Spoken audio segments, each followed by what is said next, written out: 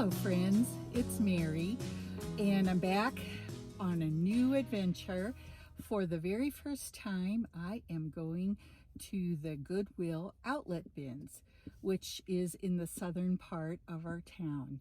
So I had to drive about 25 minutes, but it will be a fun thing to do for the first time, like I said. And I can't wait to share it with you, and also let you see what I got in my haul. I had one main reason for coming to the outlet, and you'll see what that is very, very soon. When I walked in, they were hauling out new bins full of goodies for everyone to dig through. You can see here. And everyone had to stand behind that red line there until all the bins were out and ready to go, and the workers gave them the okay to get started. Well, there they are, everyone's digging, and you might notice that many of the people are actually wearing gloves. If you choose to go to the Goodwill Outlet in your town, I really suggest bringing gloves, because I actually found broken glass and sort of like pieces of china, things that could cut you in some of the bins. So I do suggest you be careful with that. This is the place that I headed to almost right away after I picked up a couple of things quickly. They have these cardboard boxes at the back of the room, and they are just filled with books. What a treasure trove this was. Now you can see it was kind of hard. You had to dig in to the box, and you really had to take the books out of one box and stack them up on top of another one in order to get down to the bottom and be able to see really what was hiding down there. And so that was the technique I used. I would empty out one bin into another and then put it all back and then start on the next bin. And it was lots and lots of fun because I got so many treasures. I was so excited. Now, while I was there, I didn't spend a lot of time looking at the clothing or the linens. I was mostly focused on the books, as you can see here. I think the next time I go, I'll probably be wanting to do some more searching through the other bins. But guys, you can see I am throwing back books in, and someone must have been getting rid of a lot of quilting magazines and instruction books, because I started finding all kinds of books on quilting, such as this one, Stars Across America. I'm not a quilter or a sewer, so I was not interested in these actually. But I could certainly see them being something that would be coveted by other crafters.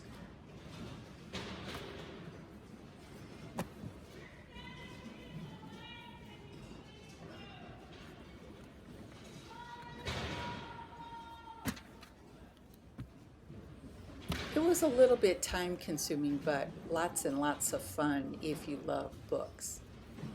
Oh, here's one that I definitely chose to bring home. Another tip, at least for my Goodwill Outlet, is that they have a very limited number of carts. And so the resellers, some of the workers there told me this, the resellers get there exactly at 8 o'clock when they open and grab all of the carts, and then they have them all parked around on the edges and sort of claim them, and then they just take things from bins and fill them up into their cart. So if you're planning to go, I would suggest, and you really want to think you're going to get a lot, go early, grab a cart, and be ready. Start filling it up. Well, good morning, friends, and welcome back to Rocky Mountain Gardens. My name is Mary, just in case you're new here today, and I hope you will come back because I do everything here on my channel that has to do with home and garden, making your areas of your life as beautiful as possible. So today, as you saw, I went for the first time to the Goodwill Outlet store, and most people call it the BINS for short. And I think you can tell from the video how it got its name with the blue bins that people dig in looking for treasures. Now, my main purpose, as I mentioned, was going to be able to find books because I would really love to collect some lovely books for my home. I like to use them in decorating, as you've been seeing. For example, if you watched my winter home tour, I had books around in different areas of my living space. So guys, look at what I got here. You just will not believe the book selection down there at the BINS. So to start with them first and talk about what I'm looking for when I go searching through boxes of books. Specifically, I want to find books with really pretty bindings or in colors that I can use for various holidays. For example, reds. I have some books with red spines or a red part of the book. Look at this fantastic book in the beautiful gold on the binding. That will be perfect at Christmas time for me. And I found, now this is not a red one for Christmas, but I do love this book. It is called All the Women of the Bible. Isn't that an interesting book? I can't wait to take a look at it. I am additionally looking for books that are ones that I'm either interested in reading myself, or they are ones that I have read in the past that I really loved, and I would just really enjoy having a copy in my home. So those are my criteria, I guess you could say, for what I'm searching for as I'm digging through piles of old books. Here's a beautiful green book, and it is a German book, but that's another one that I can use at Christmas time. And then let's take a look at some of the beautiful books that I found with really interesting covers. Here's a very, very old book. Let me see if I can find the copyright. It was 1907.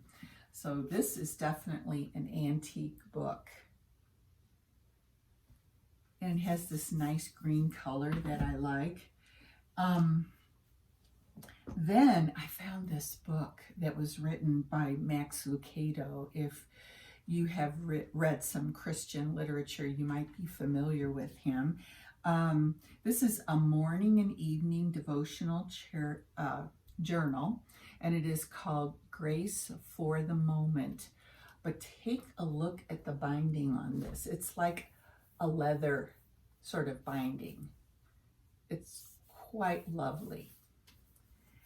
And this is another journal. I love this turquoise color. And this is another, oh, sorry, no, I'm wrong about that. I was thinking it was a journal, but it is actually a Bible that is a small pocket size, you might say. And I love this beautiful color and the leather binding. Now, these Reader's Digest books can just be simply beautiful. Beautiful covers, beautiful spine. Look at that. Won't that look pretty sitting on a shelf? And then I found this dark blue nice book that is a collection of Agatha Christie stories. And I don't think I've mentioned this on one of my videos before, but lately, one of my friends, Kathy, she got me really hooked on Agatha Christie mysteries. And I've always loved mysteries. Don't know about you. What do you think? But when I was a girl, I read every single Nancy Drew mystery. And then I started on the Hardy Boys mysteries because I had run out of mysteries to read about Nancy Drew. But I've always been fascinated by mysteries. And so Agatha Christie really got me hooked. And guys, do you know what I do? I don't know if you've ever thought of this, kind of off topic a bit, but I actually get books on CD from my library and listen to them in my car while I'm driving around. And so far I've listened to about 5 of Agatha Christie's books on CD, and it's just a nice way to spend your time in the car, you know, listening to a fascinating mystery story. So if you've never thought about doing that, you might want to try it. It's really a lot of fun and makes running errands more exciting, I guess. But you know what I find, and a couple of my friends who do this say, you know, you get to an exciting part of the story and you just pulled up to the grocery store and you have to sit in your car for a while and listen to what happens next, you know, in the story, because you're so engrossed in what's going on. And I just think that's a funny part of listening to books in the car. Okay, anyway, I did get this really beautiful red book. Look at it, isn't it pretty? And guess what the title is? It is the Encyclopedia of American Antiques. A wonderful reference book for me to use. And it does have, although they're only in black and white because this is an older book, look at the great photos that it has to help you with learning more about antiques, if that's something that's interesting to you. But it was perfect for me and my interests at the moment. And then here's another, oh, this is another book, and it has a nice cover, but it is called Style at Home, and it's a newer book, so it has these lovely colored photographs in it, and I just thought this would be interesting to flip through and maybe get some ideas for myself in my own home. Then, and I don't want to show you every single book, but then I got this collection called Wings of Song. I opened it up, and it is sheet music. And guys, you know how I make journals, garden journals, and I also make greeting cards and scrapbooks. And there have been so many times that I wish that I had some sheet music to use for decorating in those different paper crafts that I do. And so I was very excited to find this. So what is the bottom line here? And I have 2 more things to share with you besides all these books. The bottom line is I got 30 books and I spent $19.92 at the BINS. So in addition to these books, I also was able to find, I couldn't believe this. Let me show you a close-up of her. She is a little caroler made by the Buyers Company, Buyers Choice Limited, and she's a Buyers caroler. And isn't she darling? Now guys, I actually saw Buyers carolers in videos that I watched that were tours of Christmas homes. And I have one woman that I follow who really focuses on primitive homes. She lives in New England, and she focuses on that style called primitive. And in many of the homes, they had these Buyers carolers, which I had never heard of before. But my daughter took a look at this and checked the prices for these. These cost about $75 per caroler, and there's a whole collection of them.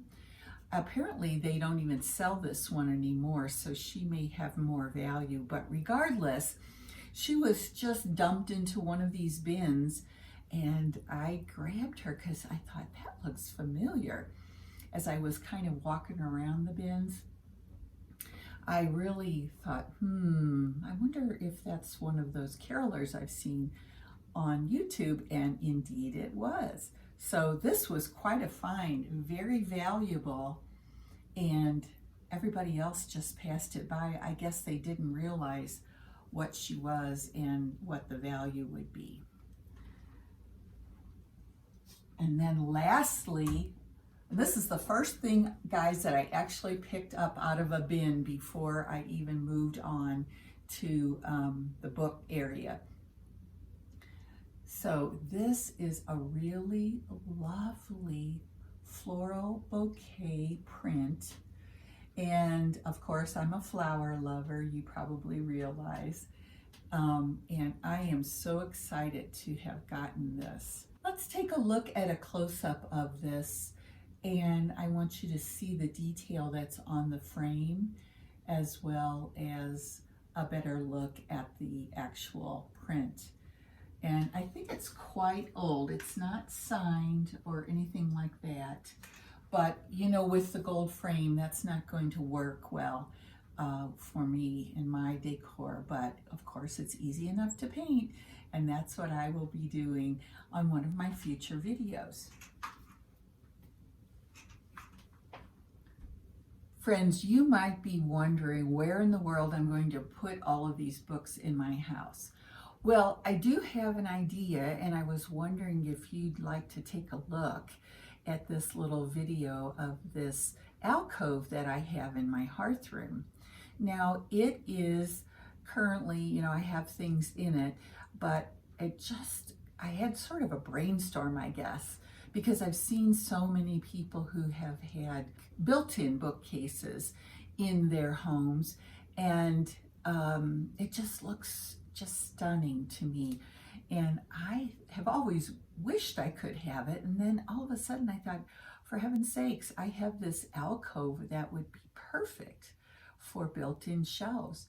And so I'm going to be talking to my handyman about it and see if I can get something like that done.